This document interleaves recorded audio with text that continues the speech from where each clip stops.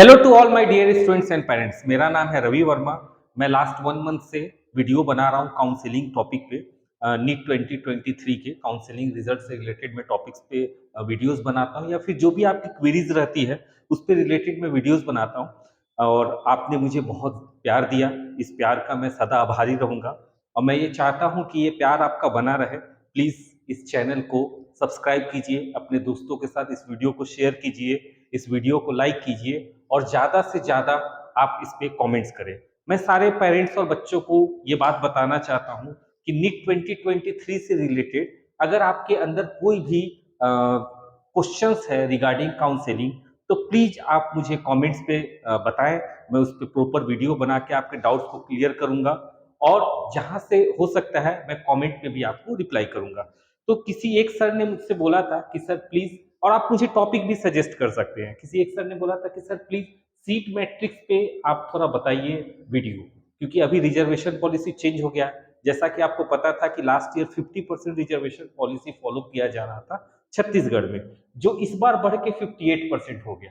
तो please seat matrix बताइए। Seat matrix का मतलब होता है कि कॉलेज वाइज कैटेगरीज वाइज क्या सीट्स रहेंगे जो बच्चे हैं उनके लिए, एमबीबीएस के स्टूडेंट्स के लिए। तो देखिए, मैं ये जो वीडियो बना रहा हूँ ना, इसमें ये मान के चल रहा हूँ कि सीट इंक्रीज हो गए, क्योंकि आपको पता है कि 50 seats approximate 2-3 government medical colleges में सीट्स बढ़े हैं। तो मैं ये मान के चल रहा हूँ कि सीट्स आपको इंक्रीज हुआ है। दूसरा, 58% रिजर्वेशन पॉलिसी है। तो देखिए, अगर जीएमसी रायपुर और बिलासपुर में देखा जाए तो पहले इसमें टोटल 180 सीट्स थे, जो अभी बढ़ के आपको 50 में ऐड हो गए तो 230 सीट हो गए। 230 बिलासपुर में और 230 रायपुर में। जीएमसी रायपुर को और बिलासपुर में 230 सीट्स हो गए। जैसा कि आपको पता है कि स्टेट कोटा जो सीजीडीए में जिसकी काउंसलिंग करती है उसका 82% रिजर्वेशन रहता है। मतलब छत्तीसगढ़ के जो डोमिसाइल वाले बच्चे हैं उनका 82% रिजर्वेशन रहता है। कुछ यूट्यूब्स वाले ने या कुछ सर लोगों ने भी ये बात बताया है कि इस बार कॉमन काउंसलिंग होगा, तो मे भी आपको कॉमन काउंसलिंग भी हो सकता है, पर चांसेस बहुत कम है। चांसेस आपको 2% से भी लेस है। रीजन ये है कि जो नीट में रिजल्ट हो गया, या जो एलिजिबिलिटी क्राइटेरिया हो गया, या फिर टाई मार्क्स जो ब्रेक है, उसमें भी आपको पुराने रूल्स को फॉलो किया जा रहा है। तो इसका मतलब ये है कि काउंसलिंग में भी आपको पुराने रूल्स को ही फॉलो किया जाएगा। जो रूल कहता है कि स्टेट और सेंटर की सीट्स अलग अलग रहेंगी और उसके बेसिस पे कैटेगरी वाइज आपको रिजर्वेशन पॉलिसी अलॉट किया जाएगा और उसका काउंसलिंग अलग अलग होगा। स्टेट में जो छत्तीसगढ़ में जो काउंसलिंग होती है वो सीजीडीए में करती है, और सेंटर में जो काउंसलिंग होती है वो एमसीसी करती है। लेकिन मे बी ये भी हो सकता है कि आपको कॉमन काउंसलिंग हो, चांसेस बहुत कम है। लेकिन अगर कॉमन काउंसलिंग होता भी है तो जो स्टेट की सीट है वो स्टेट के पास ही रहेंगी। ऐसा नहीं कि जो 82% सीट है वो स्टेट से उठ के सेंटर में चला जाएगा और एक कॉमन काउंसलिंग होगा उससे सीट्स बढ़ेगा। ये चीज संभव नहीं है, ये बिल्कुल असंभव है। तो आप ये मान के चलिए कि चाहे कॉमन काउंसलिंग हो चाहे फिर 2 लेवल पे काउंसलिंग हो, अपने को बहुत ज्यादा कोई फर्क पड़ेगा नहीं। बस कॉमन काउंसलिंग में एक बेनिफिट आपको ये हो जाएगा कि आपको 2 अलग अलग जगह पे जाके काउंसलिंग करने की जरूरत नहीं पड़ेगी। तो मैं तो चाहता हूं कि कॉमन काउंसलिंग हो जाए। अगर कॉमन काउंसलिंग नहीं भी होता है तो सीजीडीएमई की काउंसलिंग अपन कर सकते हैं। अगर आप हमसे पेड काउंसलिंग कराना चाहते हैं तो नीचे दिए गए नंबर पे कॉल कर सकते हैं। एक नॉमिनल सा अपन अमाउंट लेते हैं, और आपका जो अमाउंट हम लोग लेते हैं उसके बेसिस पे आपके जितने भी ऑनलाइन प्रोसेस होते हैं, चाहे फर्स्ट राउंड का हो, सेकंड राउंड का हो या मॉपअप राउंड का, वो सारे प्रोसेस देखते हैं। डॉक्यूमेंट्स वगैरह हम लोग चेक करते हैं, कहीं कोई कमी तो नहीं है। अगर कमी रहता है तो समय रहते आपको सजेस्ट कर देते हैं। हर एक स्टेप्स पे हम लोग अलॉटमेंट लिस्ट हर जगह पे आपको मदद करेंगे। एक डेडिकेटेड आपको एक्सपर्ट आपको प्रोवाइड किया जाएगा एक नॉमिनल सा फीस में।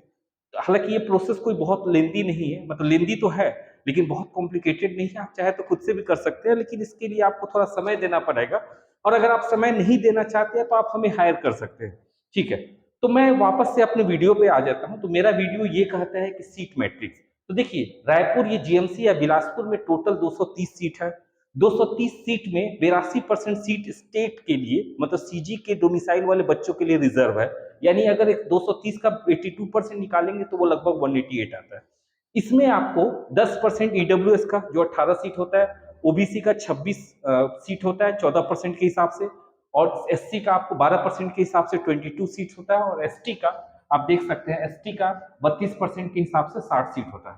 यानी इन सबको अगर कंबाइन कर देंगे तो आपको टोटल 188 सीट आता है। युवा मतलब अनरिजर्व जो इनमें नहीं आते हैं उनका लगभग 62% होता है।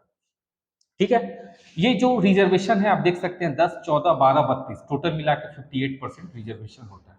ये आपको इस बार फॉलो होगा काउंसलिंग में। तो ये मैंने आपको बताया जीएमसी बिलासपुर और रायपुर के लिए। अगर जीएमसी दुर्ग का देखा जाए तो उसमें 200 सीट्स है। 200 का अगर 82% निकालते हैं तो एक 164 आएगा। जनरल में आपको 55 सीट्स है ना। ईडब्ल्यूएस में आप इसका 10% कर लीजिएगा तो 16 सीट्स आएगा जो ईडब्ल्यूएस में होगा। इसका आप 14% करेंगे तो ओबीसी का सीट्स हो जाएगा। इसका 12% एससी का होगा और इसका 32% एसटी का होगा। 52 सीट एसटी में, 19 सीट एससी में, 22 सीट ओबीसी में, 16% ईडब्ल्यूएस में, 55 सीट जनरल में और 164 सीट्स जो होंगे वो आपको होगा सीजीडीएमए की काउंसलिंग से फिल होगा। ठीक है, अब आगे बढ़ते हैं। नेक्स्ट राउंड में देखते हैं जीएमसी रायगढ़। जीएमसी रायगढ़ में टोटल 110 सीट है। 110 सीट का अगर 82% करेंगे तो 90 सीट्स आएगा। यूआर अनरिजर्व में 31 सीट, 31 सीट्स, ईडब्ल्यूएस में 9 सीट्स, ओबीसी में 12 सीट, एससी में आपको 10 सीट और एसटी में 28 सीट्स। ठीक है, अगर जीएमसी अंबिकापुर में देखा जाए तो टोटल 175 सीट्स है। इसका अगर 82% निकालेंगे तो 143, इसका अगर 10% निकालेंगे तो 14 आता है जो आपको ईडब्ल्यूएस में होगा।